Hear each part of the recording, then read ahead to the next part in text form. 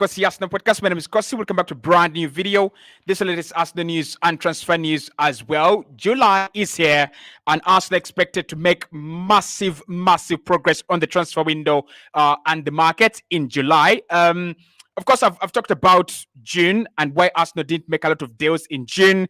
You can check out a couple of videos that we've done on the channel in the past. But just to give you a recap, why Arsenal have not done so many deals in June, and why so many clubs have not done actually deals in June, as you would have expected from clubs like Arsenal that want to make their deals a little bit quicker, and also from clubs like Manchester United that have a lot of business to do. The reason is Arsenal had to wait for that PSR deadline to end, which ends today on June the 30th. Now, that means that officially the transfer window begins today. I mean, it did begin on the 14th of June, but officially it begins today. Officially today is when most of the players' contracts are running down. Today is when most of the clubs' financial years are ending. Probably that means that clubs will be able to spend money in the next financial year, and that includes Arsenal. Thank you so much for joining me live. In this one, we're going to be diving into the final decisions, the players that we're going to hear of in July, players that we are sure we are going to get their final decision, and how these deals could actually turn out. Now, we're going to do a couple of outgoings as well, because I think when it comes to Arsenal this summer, it's going to be a little bit mixed as compared to the way we have done it in the previous 3 summers. In the previous 3 windows, Arsenal have been basically doing a lot of incomings and less of outgoings. You'd think about last summer, we did get significant outgoings out, but a player like Xhaka, yeah, that one was big. He left, but there were not so many players that were leaving the club. There are not so many players that we were looking to sell. This summer is a little bit different. Arsenal will look to offload some of the players that we don't need in the squad, and then we look to bring in players that we think are better in those areas, or even players that are going to be, I would say, more trusted by the manager, because Mikel Arteta has made it very clear that he wants to have players he can trust. He wants to have players that he can call his own, right? So let's start off with incomings, because it's gonna be a longer video, because there are so many deals I expect to happen in July, and there's so many decisions that I expect to happen in July. So we'll start off with incomings, the likes of Nico Williams and Eze, and then we'll work our way through the list, and then we'll get into the outgoings as well. Hit the like button, subscribe to the channel as well. Thank you so much for joining me live. Okay, let's start off with Nico Williams. Nico Williams, this is a deal that Arsenal really would like to do, and I won't be surprised if it gets serious at some point in time. Now, with Nico Williams, there is a possibility that Spain might go all the way to the final. It's just a possibility. It's not because I'm a Spanish fan. It's just a possibility that Spain might go all the way to the final. Because when you think about the best teams in the Euros right now, you'd say Spain, you'd say Germany, you'd say Austria, and probably Switzerland. I've been really impressed by them. So Nico Williams' future is going to be sorted after the Euros. And after the Euros, that means after 15th of July. However, this is a lucrative deal. Like, this is an attractive deal, a very good deal on the market, a rare opportunity on the market. I don't expect many clubs to actually sit back and wait for Nico Williams to go into July. So to go into August. So the moment the Nico Williams, Spain are out of the Euros, the Nico Williams deal is going to progress very quickly. So with Nico Williams, what we have to understand is you have a release clause that is really attainable, 58 million euros. I think that's the key reason why Arsenal will try to go into for this deal. That's the real reason. That's the main reason. 58 million euros for Nico Williams. You convert that to pounds, that's around 45 to 48 million pounds. So for a backup for Saka, a player who can play on the left and also on the right, and again, a player who has got that, a player who's got that versatility, I think it's a no-brainer. So Arsenal will go in for this one. I expect at least Arsenal to approach Bilbao. I expect Arsenal to reapproach Nico Williams and his entourage to see whether they can reduce on their wages or whether they're actually going to decide to stay at Atletico Bilbao. Now, again, Arsenal are not 100% sure that they get Nico in July because one, in his recent interview, he was asked about the possibility of staying at Bilbao, and he said, "I've just signed a new deal, a very good deal, by the way, which is going to see him earning 200,000 a week." And then he says, "I'm also happy at Atletico Bilbao." And Bilbao also came out and said, "We are not rushing to sell." So I don't know whether his release clause expires, this summer, and then next summer Bilbao can look to sell him for bigger money. I don't know, but I think we are going to see a lot of movement on this deal in July, especially from 15th of July, because like I said, I expect Spain to go all the way onto the finals of the Euros. So here we have three outcomes for me. I don't see any other outcomes. There are three outcomes from the Nico Williams deal that we will see. One, we'll see either Nico Williams staying at Atletico Bilbao, and I would say that is more like a 30% chance. 30% chance, right? He stays at Atletico Bilbao. The reason I'm saying it's a 30% chance, Arsenal and Barcelona are very attractive projects. As Arsenal and AFCB are very, very good projects. I don't think Nico Williams turns Arsenal down. I don't think he turns FC Barcelona down. So the first option for Atletico Bilbao would happen, one, if no one triggers his release clause. If no club wants to trigger his release clause, then he stays at Bilbao. I don't see that happen. I think Arsenal would want to trigger his release clause. We know that. And I think Barcelona, if they don't have the money to trigger that release clause, they will negotiate with Bilbao to pay slightly a higher fee than 58 million euros. But in the end, make sure that they get the player. So I don't see him stay at Atletico Bilbao. The second option is going to FC Barcelona. And this one is 40%. Actually, 50% for me. Now, Barca have decided against signing Joao Felix. They have also let go of Joao Cancelo. The reason for me with Joao Felix for Barcelona is if they were to sign him, they would have to pay a lot of money to ATM, and still they would have to give him ridiculous wages. So they have an advantage with the Nico Williams deal. They can give him a lot of wages, 200,000 or 220,000, depending on the agreement, but they don't have to pay a lot of money. They have to pay a fee in the region of 40, in the region in the 40s of millions. So I think he goes to Barca because he loves Barca. Barca wants him, and he sees himself as a future pair and partner of Lamine Yamal. So 50%, 50%. 20%, I would say he goes to Arsenal. 20%. Because when I think about all these other clubs interested, Chelsea have actually pulled away. They don't want to pay those wages. I doubt Liverpool want to pay the wages of a 19-year-old, 20-year-old, to the magnitude of 230,000, with Salah already still on the books of the club. I don't see that happen as well. So I think 20% he goes to Arsenal. 30% he stays at Bilbao because of those wages. Because of those wages. If it's not because of the wages, I could see him go to another club easily, even if it's not Barca. But because of those wages, he might stay at Bilbao. And then 50% for me, I can see him end up at Arsenal, right? But the thing with this deal is that in terms of a winger, Arsenal look at him as a priority. Arsenal look at him as the player they want to go for. So getting a decision in July is very crucial for Arsenal to understand, do we get Williams on the wings, or do we actually go for someone else, right?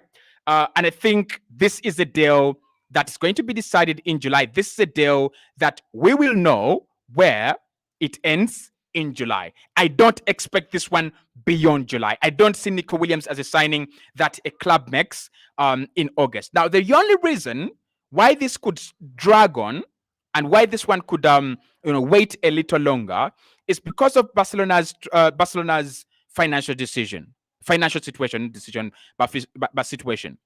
Because Barca have to sell and they'll have to, first collect money out of the different sources, they might actually take some time before signing Nico Williams. And I can see him as a player that waits for Barca and waits for Barca and waits for Barca for quite some time.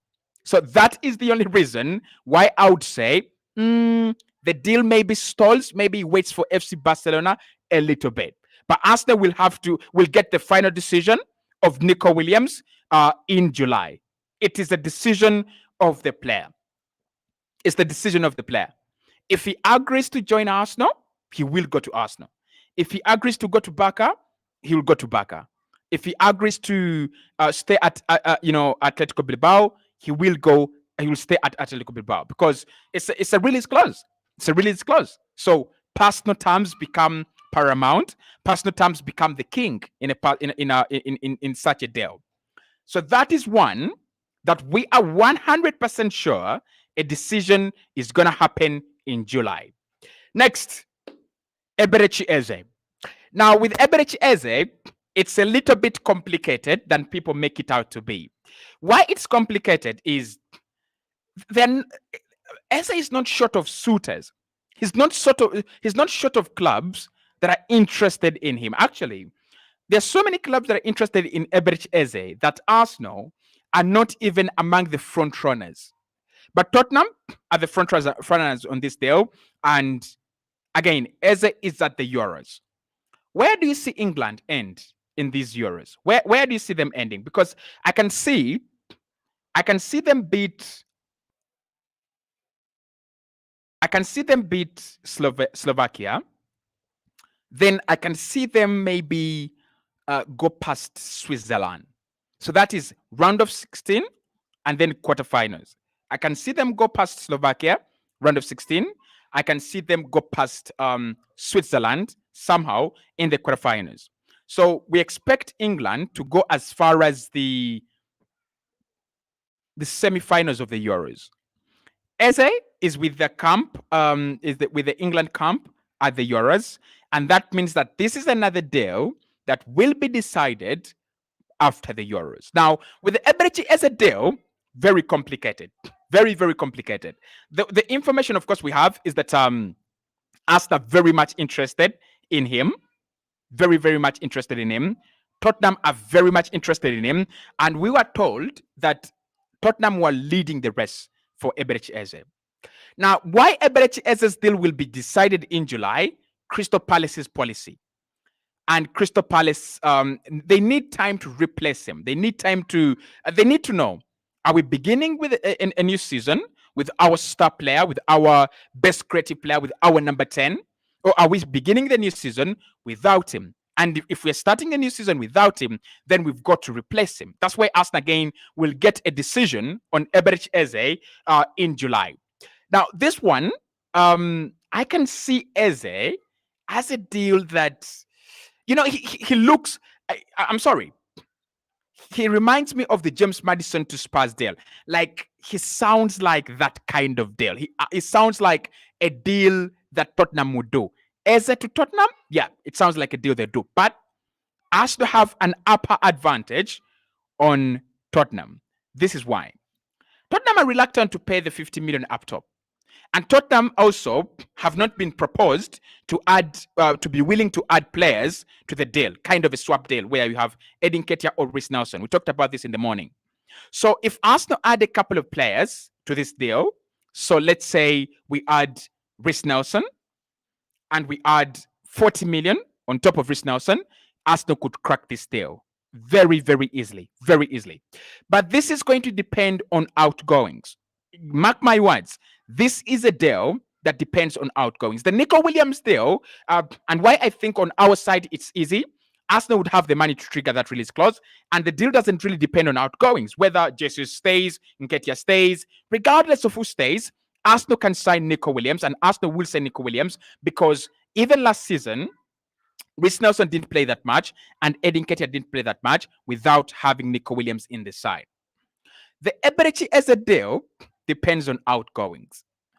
It depends on the future of ESR. it depends on the future of Fabio Vieira. Because in that position where Eze is going to come in to occupy, you're going to have Emo Smith Rowe, who's looking to revive his career. He's joined the manager in Marbella very, very quickly to start preseason. And he's going to have that, I would call it half a chance to begin the season. Never underestimate the players that begin the season. Never underestimate the players that the manager begins with in a new season. They could, what if Emo Smith Rowe has 10 straight games? You can drop him eventually. You can drop him. What if Emil plays 20 games straight? Well, like we've seen with Saka, consistently. Well, that means you can drop him. So the Eze deal depends on ESR. The Eze deal depends on Fabio Vieira. And when we talked about this at 1 earlier today, I said I wouldn't swap ESR for Eze. I wouldn't swap Fabio Vieira for Eze as well. The reason is when I look at what Arsenal need and what Arsenal would get from Eze, I think if I have these two players in Fabio Vieira and Emil Smith Rowe, I think I'm sorted. I think I'm okay. Let the manager find a way of getting them game time. The problem with Emil Smith Rowe and the problem with Fabio Vieira is game time. That is their problem. If they can find game time, they're quality players. And this season, each of those players has showed us a little bit of quality. Emil Smith Rowe against Luton and Fabio Vieira against Everton and Fulham. So we know that they're quality players. We know that Arsenal spent a lot of money on their contracts and the signing fee for the transfer fee for Fabio Vieira for a reason. So can we see that reason? Now, I'm going to break your hearts with this one again. Nico Williams, I said 20% chance of joining Arsenal. Now, with Eze, I think there's slightly a higher chance that Arsenal could get him because there is a unanimous decision inside the club that he's a good player and he would fit into Arsenal, and therefore we like him and therefore we love him. So that increases his chances from 20% where Nico Williams is, for me, to around 30%. The first option I'm looking with Eze is staying at Crystal Palace. Hit the like button if you agree with me. I think after losing Michael Olise, Crystal Palace will be between Wonderland, right, and reality. In Wonderland, it is, how about, we get 120 million euros for both of our star players this summer. 60 million euros for Olise, 60 million pounds actually for Eze. That could be around 130 million euros. The reality is it would be very, very, very disastrous for Crystal Palace as a club to lose Olise and to lose Eze in the same window. So I see them as a club that will try to do whatever it takes, fight tooth and nail to actually keep Eberechi Eze. So Eze, chances of staying at Crystal Palace, 50%. 50%, I see him stay at Palace. Now, 30%, I can see him go to Arsenal. Because if both clubs, Tottenham and Arsenal, decided that we are going to go in there to sign him, Arsenal would win. But also, the reason as to why Tottenham might take Eze over Arsenal, it is need. Tottenham need Eze more, and Tottenham believe they need Eze more. They are two different things. Arsenal believe they don't need Eze that much, and Arsenal don't need Eze that much. Honestly, we have Emil Smith Rowe who can dribble through a mid block, like I said at 1, and Eze can dribble through a mid block. We have Fabio Vieira who can bring in crosses into from half spaces like Kevin De Bruyne. I think Eze can also do a little bit of that. So when you think about Arsenal's urgency and necessity for Eberechi Eze, it is known as paramount as Tottenham, because Tottenham, they need a box-to-box. Eze could be that for them. They need a creative player when James Maddison is not there. Eze could be that for them. They need so many things that Eze could provide. For us, what Eze can do particularly well is to replace Odegaard when Odegaard is not there. That is one thing I can see him bringing to the side that we don't have at the moment, right? So, who pays the 60 million? This one might, if Tottenham are going to get him, this one will drag out of July. It will drag into the first week of August. But if it's Arsenal that are going to get him, then it will be in July. But it's a deal that we expect 100% a final decision to come in July. Eze should tell Crystal Palace his position in July. Are you staying? Are you going? If you're going, where are you choosing to go? Right? I think this one by the time we are out of July, we shall know whether Eze has decided to join Arsenal, or if he decided to stay at Crystal Palace, or if Tottenham are actually taking him this summer. The next deal that we will know its outcome and the decision of the player is going to be Ricardo Calafiori. We've talked about Ricardo Calafiori in detail at 1 p.m. But I think with Calafiori,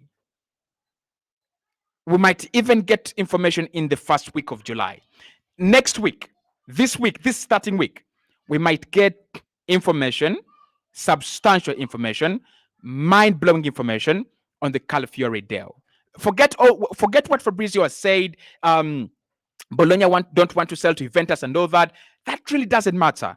If Juve really have the real money for Calafiori, and Bologna are faced with a deal they cannot turn down, and the player puts pressure from the inside to go to Juve, he will go to Juventus, right? So I think with Calafiori, in the next 10 days, we have a decision. I think the next 10 days with Calafiori, we will have a decision. And I think this one is one where we will even see a couple of, maybe bids. Yeah, we'll see a couple of bids in the first 10 days, but it's a deal that will 100% surely be decided in July. Because wherever he's going to go, he's going to be a starter. He's going to be a starter. I think I was talking to Glenn last night on the podcast that we, published today on his channel. Make sure you check it out, Everything Arsenal. And I told him that Calafiori will straight away walk into Arsenal. If Chelsea gets him, he'll straight away walk into Chelsea. If Man United gets him, he'll straight away walk into Man United. And if Juve gets him, he'll straight away walk into Juve. Like, he's one of those players that if your club signs him, 100% he's gonna start. Even at Liverpool, I think Ancelotti will find a way of playing Ricardo Calafiori day in, day out, game week in, game week out. So, if you asked me, actually, between Eze, Calafiori, and Nico Williams, which one has a higher chance of happening first? Calafiori. Italy out of the Euros. Bologna want a decision. They're expecting bids from Premier League clubs, and that tells you the whole story. So we expect at least Arsenal to make a few bids, and we expect the player either to accept our offer or to reject us. I've told you before, I don't want to annoy you. This is a deal that is written Juventus, Juventus, Juventus, Juventus, Juventus, Juventus, Turin, Turin, Turin, Italy, Italy, Italy. It's a deal that Arsenal only get if Juventus back out. It's a deal that Arsenal only get if Juventus feel it is too expensive. Obviously, the fact that Juve are looking at Jakub Kiwior, that tells you everything. Now, the Ricardo Calafiori deal for Arsenal depends on outgoings. I think Mikel Arteta has to be sure that one or two players that are regarded or regard themselves as fullbacks, especially on the left-hand side, are going to be leaving. Now, I think there is absolute certainty that Jakub Kiwior has offers and has clubs that admire him. So I think if Calafiori comes in, Kiwior will leave. I won't be surprised if Kiwior leaves first before Calafiori comes in, because again, Poland, unfortunately, they're out of the Euros, which means that Jakub Kiwior can have enough time to talk to different clubs to decide his future and and decide what's gonna come next. So Calafiori, this one for July, 100% nailed on. So for me, those are the three that I know are 100% nailed on to be decided in July. I'm not saying, and I don't want you guys to misquote me. I'm not saying Arsenal will not sign these guys. I'm saying we will get their final decisions. So the final decision could be to join Arsenal. The final decision could be not to join Arsenal. That's why the title is final decisions. Now, let's talk Osimhen. Let's talk Gyokeres, because these are the other two deals that I really, really think by the time we are out of July, we shall know the right direction. With June, it's been a little bit mild, right? There is a Shesko, there is Osimhen, there is Gyokeres. So it's been mixed. The profile of striker Arsenal want, presumably, is a center forward, number 9, traditional number 9, but also someone who is willing to make those forward runs and stretch the defense of the opponent. Most of the times when Arsenal played teams that set up well at the back, we have struggled a little bit because our players don't really love to run towards the opponent's goal. They want to run towards the midfield to pick up the ball and play just like you've seen Harry Kane, just like you see Kai Havertz. And that is one thing that this Arsenal team needs to work on. Can we have more players running in front of goal, right, rather than away from goal? So, Osimhen, Gyokeres. Let's start off with Osimhen. The Osimhen deal will drag on. I don't think that we get a final decision on Victor Osimhen in July. I think what will happen on Osimhen is we are going to hear a few updates. Maybe Saudi Arabia will bring in a real substantial bid in July. I can see that. Maybe the price really substantially really comes down and Napoli officially announced that they are willing to negotiate. Those things will happen in July. Those things could happen.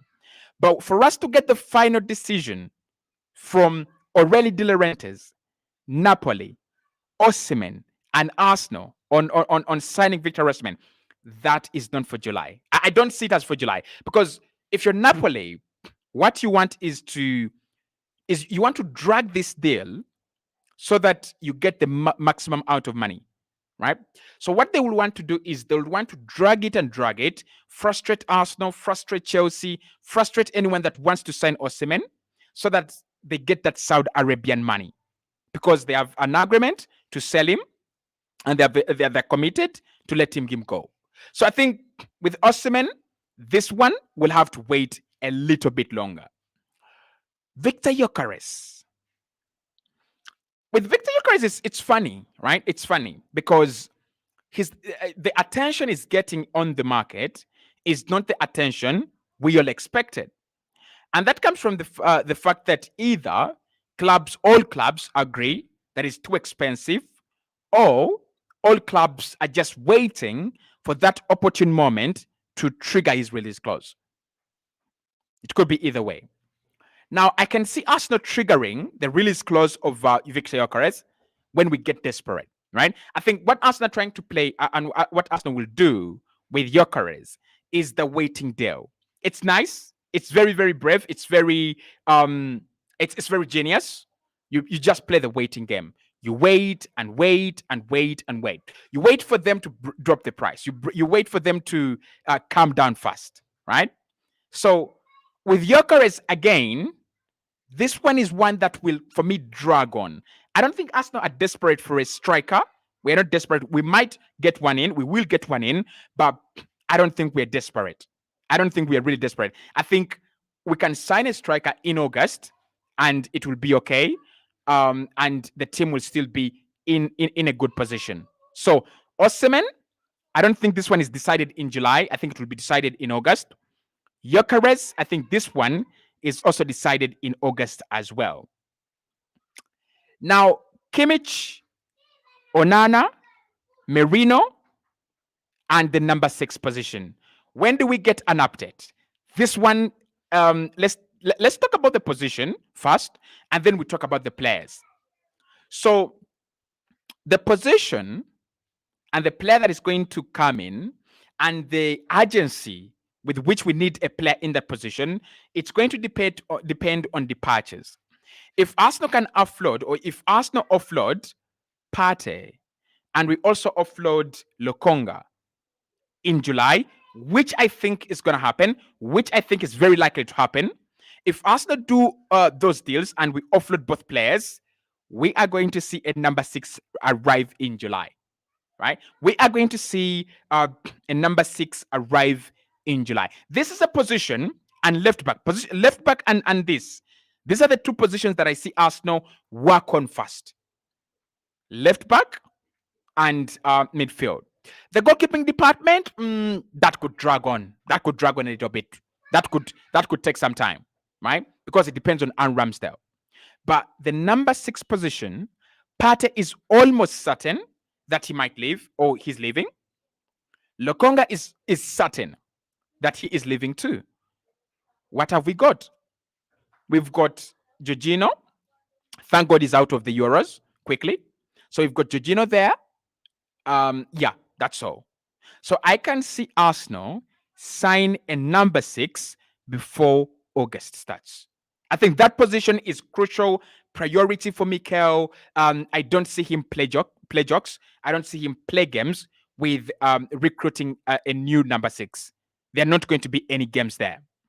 So let's talk options. Kimmich, easy. Kimmich, easy.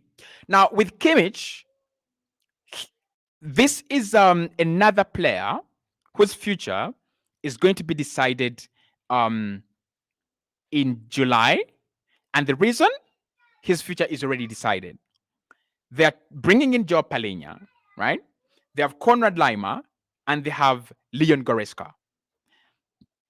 Playing him at right back, I don't think he's going to play right back full time. And Vicente Kompany has already told him that he doesn't have him as part of his plans. So his future is already decided. The point that has not been decided in his future, in Kimmich's future, is where does he go and when does he go? Does he join a new club next summer on a free, or does he join a new club this summer after the Euros? I tell you, he's going to join a club this summer after the Euros, and I think he's going to agree personal terms. We will hear, a personal terms, agreement before we get through the Euros. Because for me, with Kimmich, I think he's too good to be on the market. He's too good to be to have a future hanging. He's really too good for that. So I think Kimmich is the one that we will get the final decision on. If he decides to go to Arsenal, we'll know around 16th, 17th, 18th, 19th, 20th July. If he decides to go to any other club, we will know. If he decides to run down his contract, which is really unlikely, but if he decides to run down his contract until the end of the summer, we will also, at the end of the season, we will also know. Amadou Onana. Everton seem like they are. Everton seem like they're confident, right? They seem like they're confident that they can keep him. They also seem like they're confident that regardless of what happens, whether they sell him or not, FFP, is not on their back. Onana is wanted by Bayern. Man United could look into that direction. Liverpool could also look into that direction. Arsenal obviously are ready to look into that direction.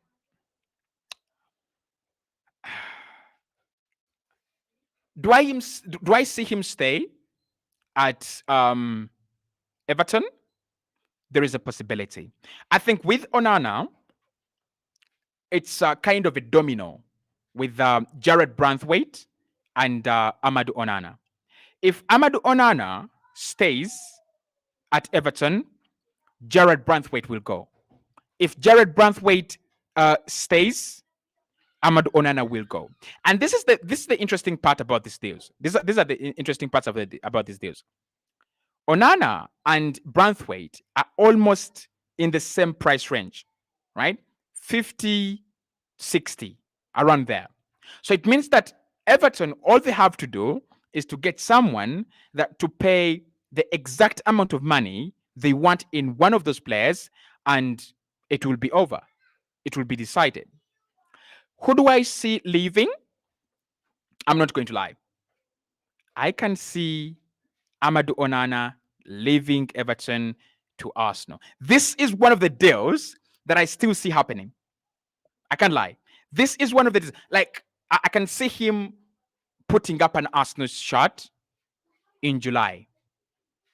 I can see him putting up an Arsenal shirt in July.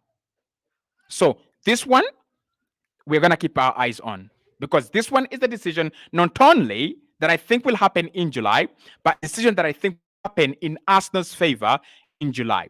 So with Joshua Kimmich, what are the chances that he stays at Bayern? 10%. What are the chances that he goes to Arsenal? 20%. There is another 70% that he might go to City, Liverpool, Barcelona, or any other club, right? And of course, with the Hansi Flick being at Barcelona, expect him to try and get Kimmich. Expect him to try and get Kimmich, right? So I think Onana's chances of joining Arsenal for me are at around 35%, staying at Everton, 35%, and going to any other club, 30%. I know I'm right with that. Mikel Merino is an interesting one and a weird one. You're probably asking yourselves, why hasn't Cossy done a video on Mikel Merino? Because it's a weird one. Like it just came out of nowhere. But those deals that come out of nowhere at times, they actually good. They tend to have lots of information. I don't see Mikel Merino join Arsenal this summer, same as Yusuf Fofana. Again, those are decisions that I know by end of July, we will know what will have happened. But I don't think Mikel Merino or Yusuf Fofana will end up at Arsenal. I can see Fofana ending up like at Tottenham or Newcastle, and I can see Merino staying at Real Sociedad. So in terms of what we expect, in terms of the players that you expect to, progress in terms of incomings, those are the ones. We're also going to talk about the outgoings, because this month and next month, the window closes on the 30th of August. 30th, I think. Yeah, 30th of August. That means that when whatever Arsenal do, and listen to me very well, carefully, whatever Arsenal do, we'll have to do, to keep it balanced. We'll have to sell, we'll have to buy. We'll have to buy, we'll have to sell. Because when I look at my list, there are so many deals that depend on outgoings to happen at Arsenal in terms of incomings. If Ramsdale doesn't leave, like no goalkeeper comes in, Kivio is a very, very important factor at left back for a new left back to come in. I think Lokonga and Partey for a new number 6, Rhys Nelson for a new winger, and ESR for Eberechi Eze. So it's going to be more like, if we hear something from Eze, probably we are also hearing something on Emil Smith Pro. Thank you so much for watching and joining me always. I'm really, really glad to have you guys always in the chat. Someone says, when is the first signing for Arsenal? Cossy coming in soon. Should be July. Patrick says, Abuja, Nigeria, please, Kivio should stay, Zinchenko should leave. The problem with that, Patrick, is that you don't have offers for Zinchenko. We have offers for Kivio. Juve want Kivio, Napoli want Kivio, AC want Kivio, right? So it's easier for us to sell Kivio than it is to sell Zinchenko. That's the problem. Hi, Cossy. Recognize Mr. Presence in your channel. following you on a daily basis from Nigeria. I love your analysis. A big up to you, Uje. Is that Eze? Eze, right? Eze Patrick. Big up to you, Patrick. Thank you so much. William says, Hi, Cossy, will Arsenal buy a player this season? 100%. Not one signing. Not one signing. It's going to be minimum 3 signings. Minimum 3 signings because the same information is still coming out that Arsenal are looking to strengthen in those areas that we've been talking about: left back, midfield, attack, and goalkeeper. So around 3. Okay, minimum 2, maximum 4 signings, right? Minimum 2, maximum 4. So don't even ask a question. Robert says he likes Cossy, he likes Eze. Okay, and then Gennaro says Mr. Cossy every day and time and again, but no effectiveness. I see Arsenal may only sign 3 to 4 players this summer. I don't think we need. I don't think. Listen, I don't think we need 20 signings. When you say Arsenal might only sign 3, it's like you want a whole team. Arsenal don't need a whole team. I could be wrong, but I don't think Arsenal need a whole team. Do we? Do we need a whole team? I don't think we need a whole team. I think what Arsenal need is a backup for Saka, but also someone who can play on the left-hand side, like Nico Williams, right? Then we also need a midfielder or 2. Those are 3. And probably a left back. Those are around 4. Maybe a goalkeeper. So I don't think Arsenal need to really buy a whole team. We are not trying to generate dopamine for the fan base. They're trying to improve the squad. Isaac says ESR, keep for me. Yes, ESR is a keep. Clement says, hello, Cossy. How are you doing, Clement? Moses says, hi, Cossy. Between Gyokeres and Osimhen, who would be a better signing for Arsenal? Okay. Now, Gyokeres has had a powerful season. Powerful season. Like, it's incredible the numbers he's put up. 50 goal contributions. Insane. But I think with Osimhen, what you're looking at is kind of a prolific, proven goal scorer as well. So I don't want to say if I choose either role, I don't want people to say, "Oh, Cossy, look at you disrespecting Gyokeres or disrespecting Osimhen." Not really. Who'd be a better signing for Arsenal? That's a nice question. That's a very good question. For me, because of his aerial ability, and he would, that means he offers us something different, and his hold-up play, which is also, again, something different, I would go with Victor Osimhen. Like, in terms of the way Arsenal play, Gyokeres is definitely much better. He's got a lot. It's like a workhorse.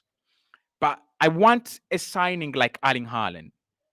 The way Erling Haaland came in, he doesn't play the Manchester City way. He doesn't pass like Man City. He doesn't hold the ball like Man City players.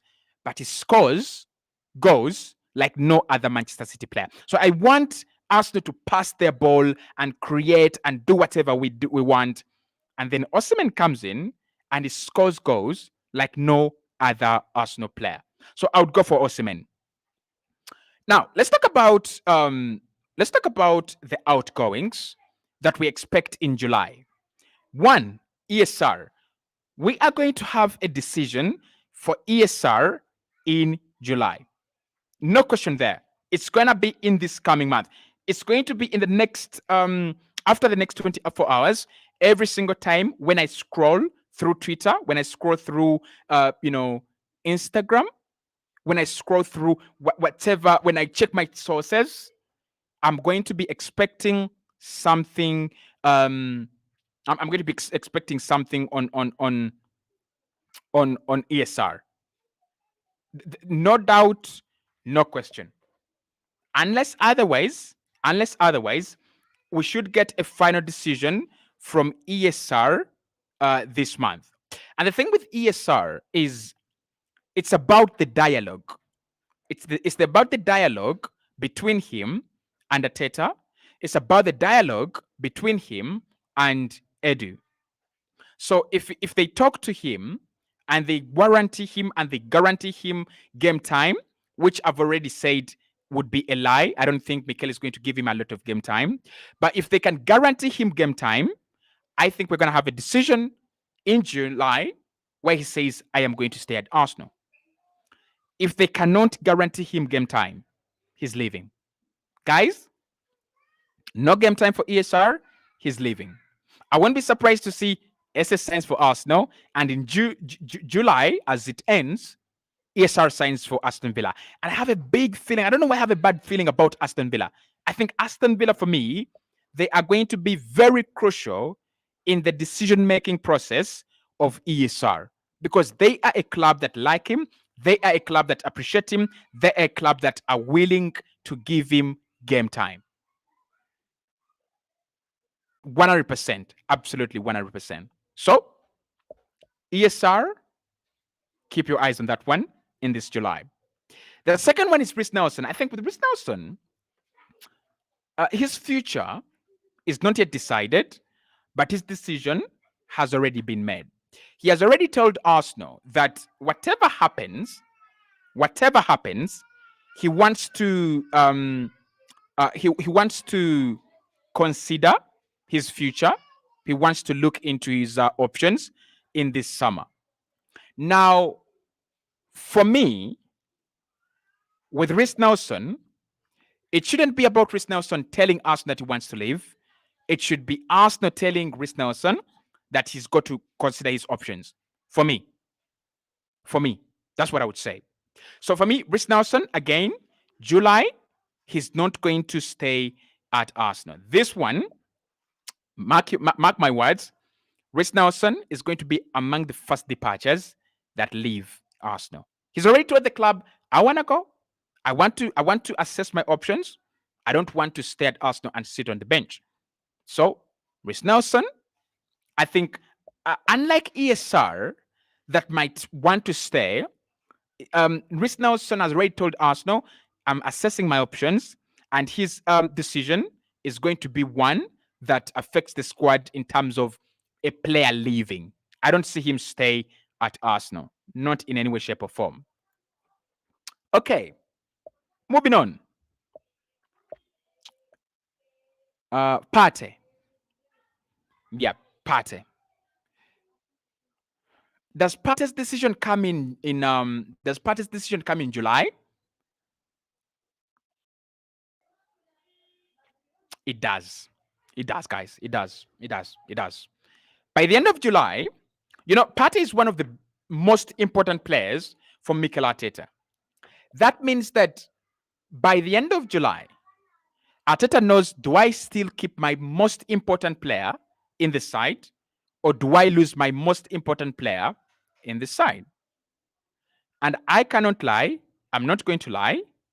It's going to be in the next 30 days. I think it's going to be closer to what happened with Granit Xhaka, right? It's going to be closer to what happened with Xhaka. Arsenal will not let Partey go until they get a replacement. That's what we do with players that we are absolutely sure of. We don't let go of him until we get a replacement. And I think a replacement will arrive in July. And I think Partey will leave Arsenal in July. I still say leaving because Fabrizio said Partey is leaving and Arsenal will sign a midfielder. So unless there is a change in decision, I still see Partey as a player who leaves Arsenal this summer in July. Lokonga, yeah, this one is pretty much done, isn't it? Lokonga pretty much done. By the time we get into July 5th, July 10th, this should be a deal that has been wrapped up. I think there is that disagreement between the two clubs. Do you let him go out on loan with an obligation, or do you let him out on a loan with an option? I think those are the two things that need to be ironed out. But this one will be covered quickly. Edin Ketia, July? And now I think we will get a couple of offers for Eddie in July, but I can see his situation kind of be what I can see his situation end up like the Florian Balogun situation, where you get offers, Arsenal push them back, and clubs keep bidding and keep bidding and keep bidding and keep bidding and keep bidding. It's what I'm thinking. right? It's what I'm thinking. Clubs will keep on bidding, right, until August. So Nketiah, we will know which clubs are most interested. We'll know which clubs are very. We know which clubs are most interested. We know which clubs are very serious. But I don't think. I don't think that. I don't think that the final decision comes out in. I don't think the final decision comes out in July on Eddie Nketiah. Kivio, I don't know, guys. I don't know. Kivio. When I think about Juve and the fact that Bologna don't want to sell to them, there is a huge possibility that Juve are going to lock in Jakub Kivio as as a real target. But even if they don't, Napoli are locking him into one of the key targets, and so is AC Milan. And any of those clubs should be able to meet our valuation of 25 million to 35 million, in between there. One of those clubs should be able to meet that valuation. So does it happen in July?